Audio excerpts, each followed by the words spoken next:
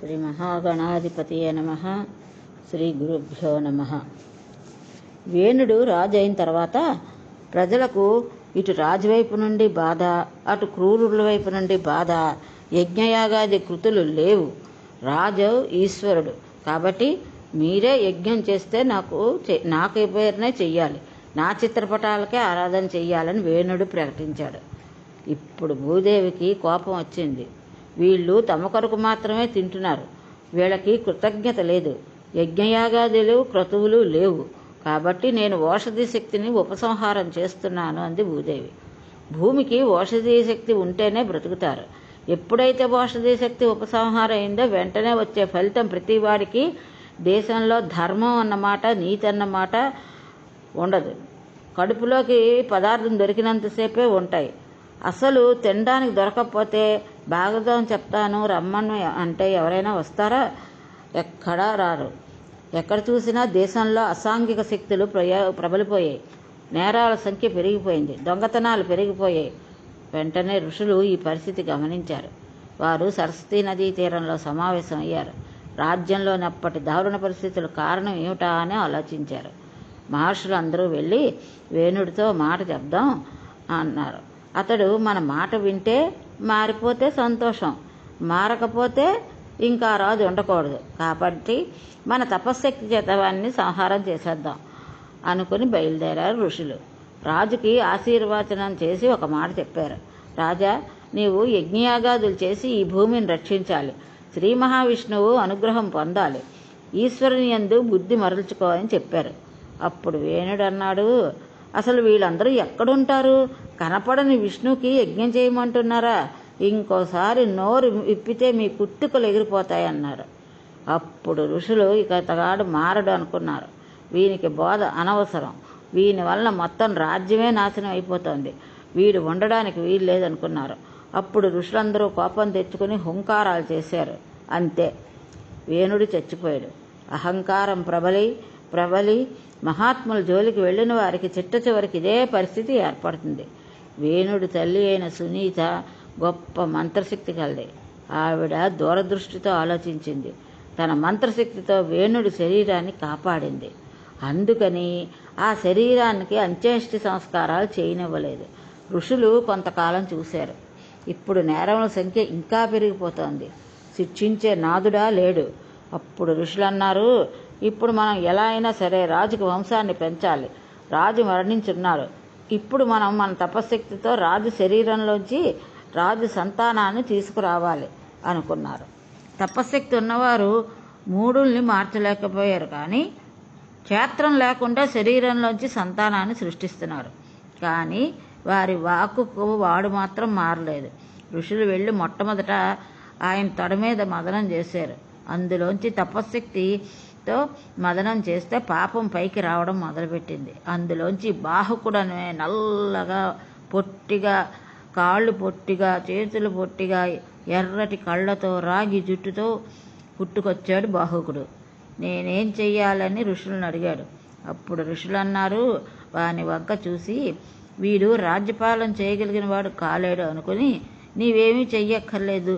ఇప్పుడు మరలా సరియైన పిల్లవాడు రావాలి అంటే ఎక్కడ మదనం చేయాలా అని ఆలోచిస్తున్నారు. ఈలోగా ఆ పిల్లవాడు లేచి మెల్లగా నడుచుకుంటూ అరణ్యంలోకి వెళ్ళిపోయి అక్కడే ఉండి కొండకోలంలో నివసించడం ప్రారంభించాడు. అతని వంశీయులనే నిషాదులు అని పేరొచ్చింది. ఇప్పుడు ఋషులు, స్వామి, ఒక్క కొడుకు పుట్టడం మేము అడగట్లేదు, లోకాలు రక్షించే కొడుకు కావాలని అడుగుతున్నాం. కాబట్టి శ్రీ మహావిష్ణువా, నీవే నీ అంశచేత, నీ తేజస్సు చేత ఈ బాహువుల్లోంచి బయటికి రా అని బాహువులను మదించారు. ఆశ్చర్యకర్యం, బాహువుల నుండి ఒక అందమైన పురుషుడు, ఒక అందమైన స్త్రీ పుట్టారు. ఆ పుట్టిన వారి పాదములు చూస్తే శంఖరేఖ, పద్మరేఖ, చక్రరేఖ కనపడ్డాయి. ఓహో, మనం ప్రార్థన చేసి అట్లు శ్రీమన్నారాయణుడు ఆవిర్భవించాడు కాబట్టి ఇక రాజ్యానికి ఇబ్బంది లేదనుకున్నారు. ఆ పిల్లవాడికి పృథువు అని పేరు పెట్టారు. ఆయన వెంటనే యవ్వనాన్ని సంతరించుకున్నాడు. ఆవిడికి అర్చిస్సు అని పేరు పెట్టారు. ఆయనే పృథు మహారాజు అయ్యాడు. ఆయన విష్ణు అంశతో ఋషులు మధ్యస్తే పుట్టినవాడు కనుక ఆయన రాజ్యపాలన చేయడానికి కావలసిన ఉపకరణాలంతా తమంత తాము గబగబా దిక్పాలకులు పట్టుకొచ్చారు. కుబేరుడు ఆయన కూర్చోవడానికి కావలసిన సింహాసనం తెచ్చారు. వరుణుడు గొడుగు తెచ్చాడు. వాయువు చామరము, ధర్ముడు మెడలో వేసుకునేందుకు సుగంధమాల తీసుకొచ్చారు. బ్రహ్మగారు వేదమనబడే కవచాన్ని ఇచ్చారు. సరస్వతీదేవి మెడలో వేసుకునే హారాన్ని, పూర్ణాంశలో ఉండే స్వామి మహావిష్ణువు సుదర్శనాన్ని, లక్ష్మీదేవి ఐశ్వర్యాన్ని, పరమశివుడు దశచంద్రం అనే కత్తిని ఇచ్చాడు. ఈ కత్తి పెట్టడానికి వర కావాలి. పార్వతీదేవి సత్యంత్రం అనే వరను ఇచ్చింది. సోముడు గుర్రాన్ని, త్వష్ట రథాన్ని, అగ్ని ధనస్సును, సూర్యుడు బాణమును, సముద్రుడు శంఖమును ఇచ్చాడు పృథువుకి. స్వామి జన్మించగానే సమస్త దేవతలు తమ శక్తులు దారపోశారు. పృథు మహారాజు పరిపాలన చేయడం కోసం సింహాసనం మీద కూర్చోగానే వందిమాగదులు స్తోత్రం చేశారు. అప్పుడు పృథువు వాళ్ళకి బహుమానాలను ఇచ్చి సంతోషించాడు. ప్రజలందరూ రాజు దగ్గరకు వచ్చి, మహానుభావ, ఇన్నాళ్ళు మాకు చెప్పుకోవడానికి దిక్కులేరు. ఆకలితో అన్నమో రామచంద్ర అని అలమటించిపోతున్నాం. ఎందుకు అంటే భూమి ఓషధి శక్తులన్నీ వెనక్కి వెళ్ళిపోయాయి. మేము పంటలు పండిద్దామన్నా పండటం లేదు. నీవు మమ్మ అనుగ్రహించవలసింది అన్నారు. పార్వతీదేవి శాకాంబరి అయినట్టు వెంటనే పృథు మహారాజు తన ధనస్సును పట్టుకుని రథం ఎక్కి భూమిని వెంబడించాడు. అసలు ఈ భూమి పంట పండుతుందా పండదా? నా బాణశక్తితో ఈ భూమిని భిన్నం చేస్తాను అన్నాడు. పృథు మహారాజు గారి ఆగ్రహాన్ని చూసి భయపడి భూమి గోరూపాన్ని పొంది పరిగెడుతోంది. ఏ దిక్కు పరిగెడితే ఆ దిక్కుకి ఎదురు వస్తున్నాడు పృథువు. అప్పుడు గోవు ప్రార్థన చేసింది, స్వామి, నీవే ఒకనాడు యజ్ఞవరాహమై నీ ధనుష్టాలతో భూమిని పైకెత్తావు. నీవే ఈ భూమిలోంచి అన్ని రకాలైన శక్తులు కలిగే అదృష్టాన్ని నాకు కటాక్షించావు. ప్రజలు ఎవరూ యజ్ఞయాగాదులు చెయ్యలేదు. వేణుడు చెయ్యవద్దని శాసించాడు. ప్రజలు మానేశారు. యజ్ఞయాగాదులు మానడం ఎంత ప్రమాదకరమో భాగవతం చెప్తోంది. అందుకని నేను కూడా ఓషధి శక్తులను గ్రహించాను.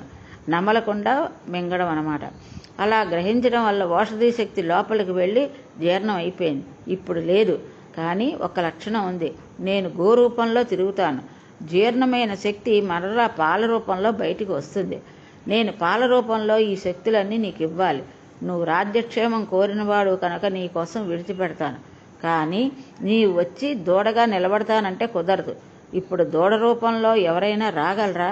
దూడని ఎవరు తీసుకొస్తావు అని అడిగాడు. అప్పుడు పృథు మహారాజు, ఇప్పుడు నువ్వు చెప్పిన మాటలకు చాలా సంతోషం తల్లి. నీకు నమస్కారం. నీకు దూడగా స్వయంభూ మనువునే తీసుకొస్తాను. ఆయన భూమిని చాలా గొప్పగా పరిపాలించినవాడు అని చెప్పాడు. స్వయంభూ మనువు పేరు వినగానే భూమాత చాలా సంతోషించింది. స్వయంభూ మనువు దూడగా వచ్చి ఆ శిరములను ఒక్కసారి కదిపాడు. ఒక్కసారి లోపల ప్రేమ కలిగిన ఆ శిరములలోంచి పాలు కారిపోయాయి. ఈ ఓషధీ శక్తి పెతకడానికి వాడు ఉండాలి. ఎవరు పెతకాలి? పృథు మహారాజు వెళ్ళి పొదుగు దగ్గర కూర్చున్నాడు. ఇప్పుడు ఓషధీ శక్తులను తట్టుకోగలిగిన పాత్ర కావాలి. తన చేతిని పాత్రగా చేసి రెండో చేతితో పాలు పెతికాడు పృథువు. ఆ పాలను భూమిపై వెంటనే చల్లాడు. వెంటనే పంటలు పండాయి. భూమి సస్యశ్యామలం అయిపోయింది. ఇప్పుడు ఆకలి ఎక్కువ, పండేటువంటి భూమి తక్కువ. అందుకని పృథువు తన ధనుస్సును చేతపట్టి వంచి ధనుస్సు చివరి భాగంతో కొన్ని పర్వతాలను పడగొట్టి భూమిని సమానంగా చేశాడు. అలా చేసేసరికి కొన్ని వేల ఎకరాల భూమి మరల వ్యవసాయానికి యోగ్యమైంది. దీని మీదకి వచ్చి నీరు నిలబడింది. విశేషమైన పంటలు పండాయి. పృథువు మీద ఉన్న వాళ్ళందరూ చాలా సంతోషించారు.